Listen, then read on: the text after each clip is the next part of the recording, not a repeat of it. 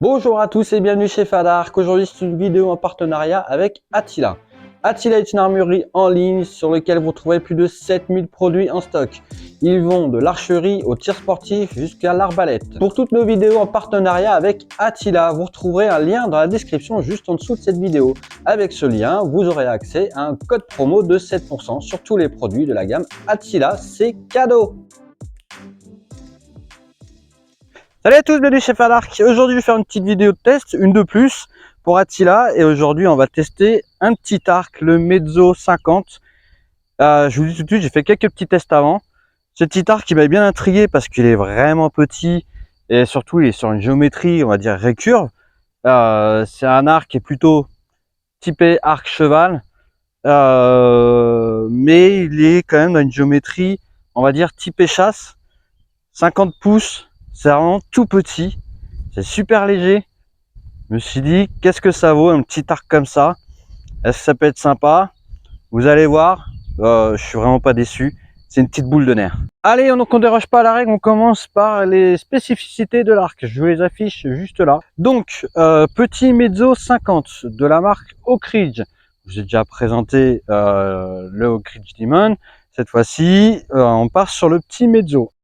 Petit arc entrée de gamme, on est inférieur à 150 €. Attention, c'est un arc qui est très typé, d'accord? Donc, longueur de l'arc, 50 pouces. C'est tout petit, c'est un petit bébé. Moi qui fais 1m78, je sais pas si vous allez voir, voilà, il m'arrive là. C'est vraiment minuscule. C'est pour ça que j'ai pris cet arc aussi pour tester. C'est un arc qui est plutôt typé arc pour les pratiques de l'arc à cheval. Bien sûr, il faut pouvoir passer au-dessus de l'animal quand on est chevauché par-dessus. Donc voilà, petit arc, mais pour un arc à cheval, eh ben, ça reste un arc qui a une géométrie de type récurve, plutôt type chasse. Donc ça peut être assez intéressant.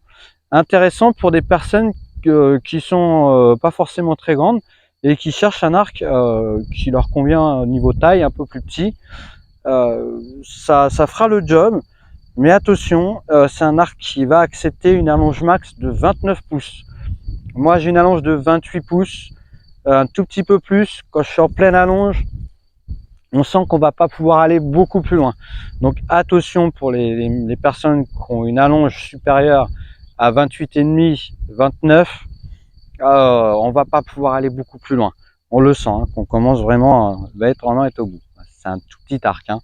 Surtout sur cette géométrie-là, de cette taille-là, ça va vraiment être difficile de faire plus petit. Voilà, donc une longueur 50 pouces. Le banc, il est donné pour 6 pouces 3/4. Donc moi j'ai testé, là il est à 6 3/4, ça va très bien. Après bien sûr c'est une mesure, c'est un réglage qu'il va falloir adapter à son allonge et à son type de flèche. Mais voilà, il est donné à 6 3/4, ça nous donne une base, il faut tourner à peu près autour pour s'ajuster. La puissance de l'arc, il est livré, enfin il est donné entre 20 et 50 livres. Donc on peut l'avoir en 20 livres, 25 livres, 30, 35, voilà, toujours avec un incrément de 5 livres. Après, le cordage. Le cordage, ce n'est pas un cordage flamande, c'est un cordage, on va dire, type classique. Et au niveau de la fibre, c'est du D110, donc c'est une sorte de Fastlight. C'est pas spécifié exactement quel type c'est, mais voilà. À savoir que c'est pas du flamande, si jamais vous voulez mettre du flamande, rien ne vous empêche, il l'acceptera sans problème. On a les poupées en bakélite, ça accepte tout type de cordage sans problème. À savoir que ce type de cordage là est un petit peu plus rapide que le type flamande, c'est un petit peu plus léger, c'est un peu plus fin, ça prend un peu plus de vitesse. Ça marche très bien, même si je préfère un petit peu le type flamande, on va dire. C'est un petit peu plus silencieux et peut-être, voilà, esthétiquement, je trouve ça plus joli. Mais bon, après, c'est chacun ses goûts. Au niveau de l'arc, celui-ci, donc comme tous mes tests pour Attila, c'est un 35 livres. Je prends toujours du 35 livres pour tester les arcs en tradi. Ça me permet de les comparer sans forcément avoir de surprise au niveau des puissances. Donc toujours 35 livres. Alors la poignée, comme vous voyez ici, elle est quand même assez jolie. Moi j'aime bien. On est quand même sur de Oak Ridge, hein. Ça se voit tout de suite. Le niveau finition, c'est du Oak Ridge, toujours ce vernis mat qui est un peu soft touch, qui est très agréable, je trouve, très sympa, surtout au niveau de la poignée. Toute petite poignée qui va bien, franchement ça va bien en main. Ça va, c'est petit, il fallait pas plus petit. J'ai pas une grosse main, je me cale bien dedans, mais il fallait pas plus petit. Celui qui a une grosse main, attention. Alors la poignée, apparemment, c'est donné que c'est du noyer. Je pense pas que ce soit du massif de noyer. Pour moi, encore une fois, ça reste de l'action wood, c'est-à-dire que c'est des fines tranches, certainement de noyer. S'il le dit, c'est que forcément il y a quelque chose, mais c'est très léger. Bon, le noyer, c'est pas le bois massif le plus léger, hein. Et là, franchement, c'est hyper léger. Quand j'ai vu que c'était une noyer, je sais pas où ils l'ont mis, mais ça reste très léger. Voilà, donc noyer, je pense que Action Wood, le noyer, peut-être, certainement, teinté en noir, c'est joli, c'est très sobre. Au niveau des branches, fibre de verre, érable dur, on reste voilà un peu chez Oak Ridge, toujours dans le même principe. Fibre de verre noir, ça a été peint, maintenant j'en suis quasiment certain, on voit un petit peu là, c'est quasiment sûr. Les poupées bakélite, on est toujours sur du Oak Ridge, les finitions sont pas au top du top, hein. Faut pas s'attendre à quelque chose de terrible, mais ça reste joli et il faut vraiment avoir l'œil dessus. Si vous voyez, le fondu au niveau de la poupée est un petit peu marqué, on la voit, ici aussi on la voit. Par contre, les fondus au niveau de la poignée, bon, ça reste, voilà, ça aurait pu être mieux fait, un peu plus fin, mais bon, ça fait le job. Voilà. Pour un entrée de gamme, faut pas non plus s'attendre à des finitions de dingue. Toute petite poignée, géométrie typée récurve. Voilà, bon, alors, je vous le cache pas, j'ai testé cet arc-là. Il bombarde. C'est vraiment une petite boule de nerfs. Je m'attendais à avoir un arc qui pardonne pas du tout au niveau de la taille. Alors, je vais pas dire qu'il pardonne rien. Il faut quand même avoir une petite maîtrise au niveau de la technique quand même. Parce que dès qu'on a un petit relâchement au niveau de la décoche ou au niveau de la main d'arc, ça se ressent tout de suite. Forcément, c'est un petit arc, c'est un petit banc. Donc, on le ressent tout de suite. Ça se voit au niveau du tir, ça se voit au niveau des résultats en cible. Donc pas forcément un arc que je vais recommander pour des débutants, à part pour des personnes qui ont une petite talon ou de petite taille, quelqu'un qui fait 1m60 ou un adolescent qui souhaite aller à la chasse. Je pense qu'un ado à la chasse avec un petit arc comme ça peut vraiment bien fonctionner. Il n'y a pas besoin forcément d'avoir un très grand arc. Maintenant, pour une personne comme moi qui souhaite aller à la chasse, c'est pas vers ce genre d'arc là que je vais me tourner. J'irai plus me tourner vers du 60, 62 pouces plutôt que du 50. Comme je vous ai dit, il faut vraiment pas se relâcher au niveau de la technique. Des fois à la chasse, on n'est pas forcément dans les meilleures conditions, mais par contre, c'est un super jouet. Moi, je me suis bien éclaté avec. On va faire quelques tirs avec. Vous allez voir ça. Il bombarde. Allez, on va faire quelques petits tirs. Donc toujours pareil, j'ai toujours les mêmes flèches. Par rapport, quand je fais mes tests pour Attila, pour les tradis, je garde toujours les mêmes flèches. Donc mes petites flèches, c'est du 9 grains par livre. Et celle-ci, je crois qu'on est à 11, peut-être, je sais plus, je regarderai. Je dirais ça un peu plus... Hop, je vous dirais ça exactement le poids de mes flèches. Mais voilà, donc celle-là plus légère.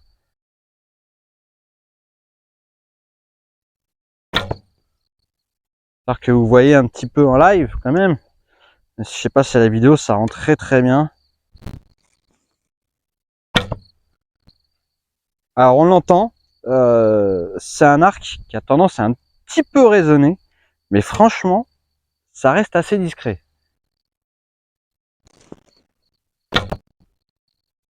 Pour un arc aussi petit, je m'attendais vraiment à quelque chose qui fasse beaucoup plus de bruit.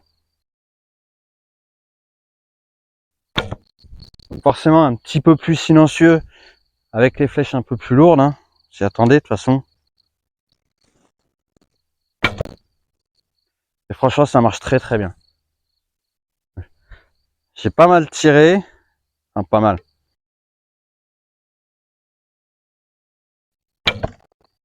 Alors comme vous voyez, j'ai tiré un tube nu. Encore une fois, je le répète, mes flèches sont pas du tout réglées. Là, les Easton Legacy, elles sont encore pleine longueur, elles sont pas recoupées. C'est pas le but d'avoir des flèches ultra réglées pour les tests de mes arcs. Je garde 6 flèches, comme ça me permet d'avoir un comparatif, on va dire, entre tous les arcs que je règle, enfin que je teste, pardon, qui soient équivalents. Alors, au niveau de mon ressenti, ouais, déjà pour commencer par l'armement.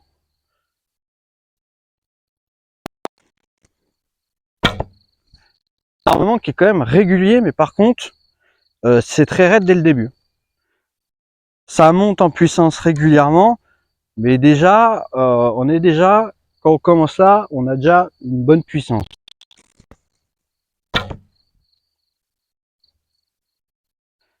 Donc c'est très régulier.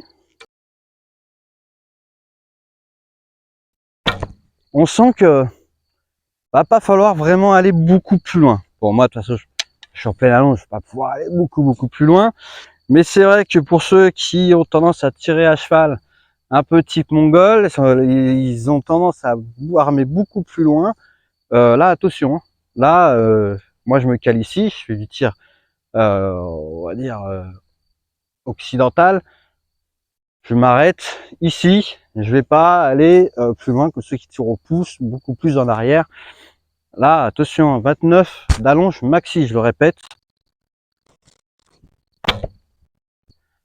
Par contre, au niveau de la décoche, eh ben, il est très très stable. Tout petit, mais il est super stable. Il part pas en avant, pas du tout. Faut avoir une main d'arc qui est quand même bien travaillée, comme je vous l'ai dit. Hein. Faut pas avoir des mains d'arc du torque à droite à gauche. Faut vraiment, si vous restez vraiment très souple au niveau de votre bras d'arc et votre main d'arc, vous le laissez vivre. Vous allez voir que la décoche, ça part tout seul. Il est super stable, il est vraiment, je veux dire, agréable à tirer, même s'il est hyper dynamique. Et c'est vrai que quand on relâche, bah boum, ça part tout de suite. Ah, changer un petit peu de point de vue. Vous voyez un peu d'autres points de vue, si ça vous intéresse. On aura des coches. Hop. Voilà, je suis très près, hein. C'est vrai que sinon après la vidéo on voit que dalle. Mais il reste quand même assez précis. Vous voyez, hein, pour l'instant, je me balade vraiment autour du noir.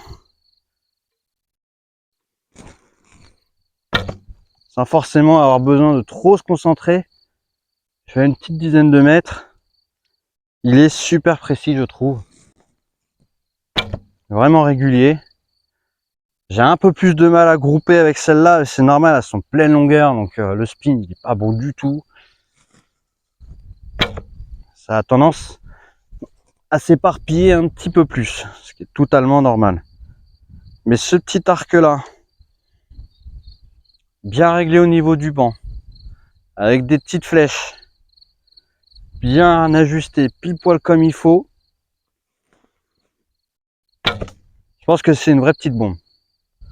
Et franchement, pour faire du tir au vol ou des personnes qui font bon, de l'arc à cheval, hein, c'est prévu pour, mais du tir au vol ou du tir sur cible en mouvement, là franchement, vous avez une petite arme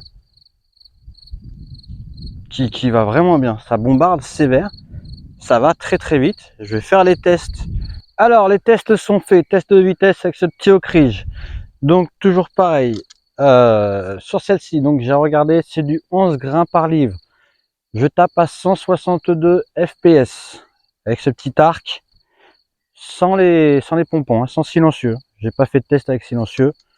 Bon, ça change pas grand chose, mais vous allez voir. Celui-ci, le petit arc, donc avec ces flèches là, 9 grains par livre, je monte à 184 fps. Donc si vous avez suivi un petit peu mes différents tests, vous allez voir, vous allez vite vous rendre compte que l'écart entre les 9 grains et les 11 grains est quand même beaucoup plus élevé. j'ai presque 20 pieds secondes, 162, 184, j'ai presque 20 pieds secondes de différence. C'est pas trop étonnant pour un petit arc. On n'a pas beaucoup, enfin on a moins d'énergie cinétique au niveau des branches. Elles amènent un petit peu moins de puissance. Je pense très sincèrement que si j'avais mis des pompons sur les tests que j'ai fait avec le Oak Ridge Demon et le Bug Trail Elite, le Meridian, j'avais une différence d'à peu près 10 pieds par 10 pieds secondes. Avec les pompons, j'avais un écart, j'avais une diminution de vitesse d'à peu près 5 pieds secondes. Là, je pense que si on met des pompons, on va perdre entre 7 et 8 pieds secondes sans problème. Bon, on pourrait se dire c'est un petit arc, il va aller plus vite, il sera plus rapide. Ça, c'est un peu ce qu'on entend un petit peu partout dans l'archerie. Plus l'arc est petit, plus il est dynamique, plus les flèches vont vite. C'est pas prouvé, la preuve, c'est pas forcément vrai tout le temps. Les branches ont une amplitude de travail qui est beaucoup plus ample, on va dire, mais elles ont aussi une énergie qui est moindre. Par contre, j'ai remarqué qu'avec ces petites flèches-là, j'ai une pénétration qui est un petit peu plus supérieure par rapport au Oak Ridge et au Meridian. Bon, il n'y a pas grand chose, ça joue 1 ou 2 cm dans la cible, alors pas dans celle-là, parce que celle-là est complètement défoncée, mais par contre dans la cible que Attila m'a fournie, cible quasiment neuve, donc ça peut me permettre aussi de faire des différences de pénétration. Voilà, j'ai une meilleure pénétration avec ce petit arc.